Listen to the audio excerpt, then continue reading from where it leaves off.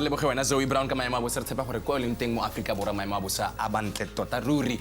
Now we know that Cape Town is facing a water shortage scenario with dam levels very low at the moment, and this morning we welcome in studio Priya Reddy, the spokesperson of City of Cape Town, to give us some insight into the situation and give some practical solutions on how we can help with saving water, man, because it's a crisis right now. And it is, quite frankly, going to require all of our involvement and commitment and dedication. Priya, very good morning. First of all, how bad is the situation? What are the current dam levels?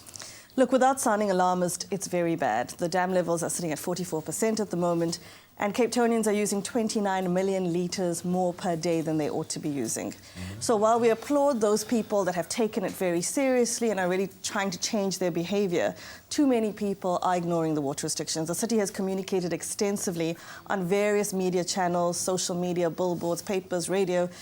So there are very few people that can say we don't know about it. People know about it, but they're choosing not to listen. Not all of them, but too many are choosing not to listen. And you used the word crisis completely correctly there. It has reached crisis proportions. And if this carries on, realistically, what could be happening, and when, how soon could that be happening, that eventuality? Look, I don't want to sound alarmist. We have some water left, but if behaviour doesn't change, and if we have these long, hot, dry months ahead of us and we don't get rain by next winter or sufficient amounts of rain, there will come a time where there won't be any water. So like Mayor Dill often says, let's try and save water while there's still water to save. But it might not always be that way.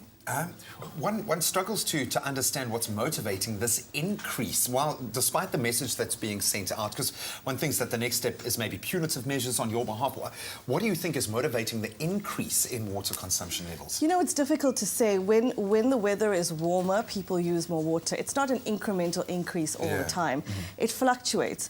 But people are just not understanding what a crisis level we've reached at the moment. And we have started implementing punitive measures. We've given out many contraventions of our bylaw. We've given out fines. We have appearances in court.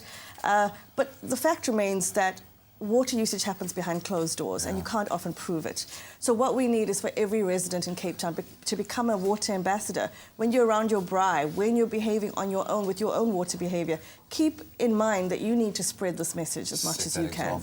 And what can we do? Just kind of take us through a daily routine, perhaps from the time you wake up, the regular things that people go through in the morning, in the evening. What can we do to try and help the situation, all of us as Cape Townians? Yeah, there are some things that our the water level 3 water restrictions that we're on now that say you have to do, like you cannot use a hose pipe or sprinkler, you can't top up your pool, and there's various other rules and regulations. But the rest of it is really just common sense. Like you said, when you get up in the morning, when you brush your teeth, don't leave the water running while you're brushing your teeth. Try and collect the shower water if you can and use that for your garden. Make sure your dishwasher is full. Use indigenous plants where you can. You know, there's a lot of small things that we can just always be aware. And when you see water being wasted, whether it's your neighbour, it's the restaurant you're at, it's a hotel you're staying at, say something. Sometimes people just, you know, need it to be pointed out to them before they'll change their behaviour. Yeah, I suppose we don't see the knock-on effects in an immediate sense, so we need to kind of really drum that in. You know, in terms of us being able to get information that we need to connect with you guys, how do we do that? There's a very, very extensive page on our website, capetown.gov.za/water restrictions. There you'll get tips and you'll get all the information about the bylaw in all 3 languages of the city, and it's very extensive. And also, you know, I think we all know just to be sensible. So let's all be sensible.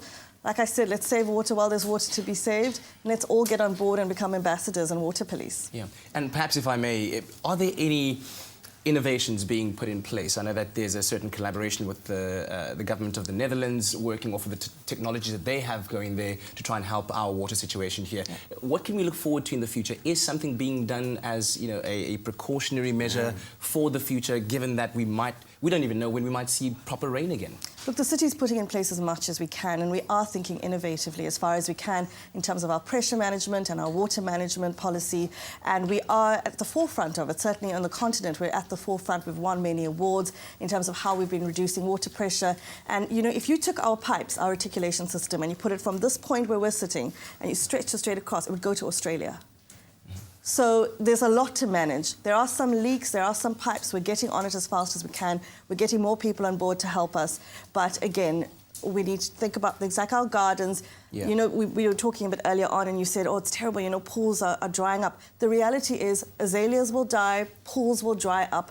That is the reality that we hear. If the city could sit down and talk to Mother Nature and negotiate for more rain, we Yeah, would, but we can't. Well, you know, that being said, we've heard talk about desalination plants. I know in Mossel Bay there's one there. You know, it feels like we should have an answer literally on our shores, on our doorstep. Is that a viable option? Is that something that we can see becoming more mainstream? Look, there are options and there are things that we can do and things that we are doing, and it's in early stages, a lot of them. But at the end of the day, without more rain, the simple answer is we have to start saving water and we have to wait for our dam levels to increase, but our behaviour, 29 million litres per day, too many, that's way too much. That's we really do. No matter what we do innovatively with desalination plants, it's the more immediate thing and the more important thing is to change our behaviour. Right now. Thank you so much.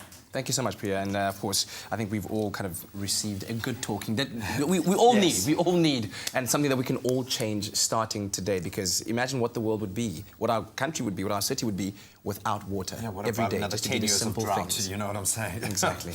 Well, stay tuned to your Feel Good Breakfast show. There's still lots more to come. In fact, right now, let's quickly tune into social media and see what's going on there. It's my Feel Good Breakfast show.